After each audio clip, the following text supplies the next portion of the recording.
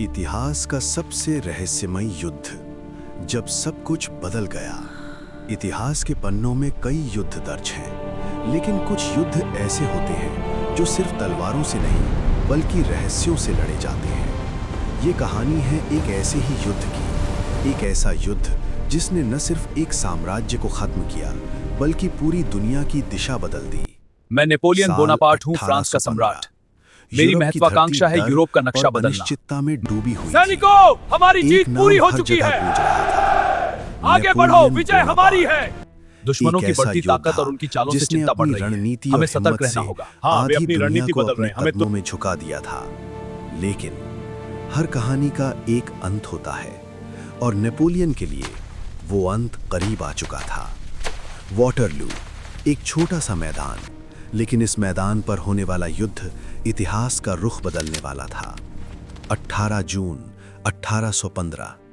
आसमान में बादल छाए हुए थे, धरती गीली थी और हवा में एक अजीब सा सन्नाटा था।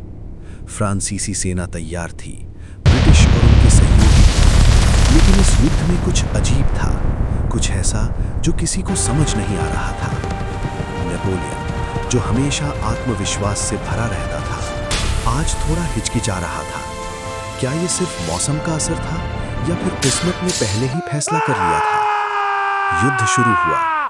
तोपों की गूंज, तलवारों की टकराहट और सैनिकों की चीखें, हर तरफ सिर्फ अराजकता थी।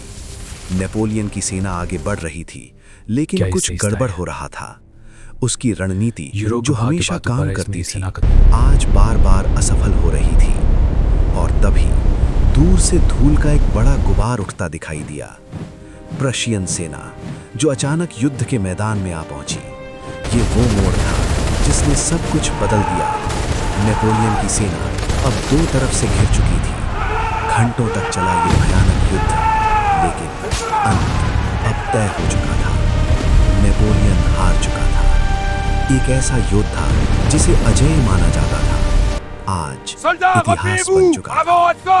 लेकिन सवाल अभी भी बाकी है।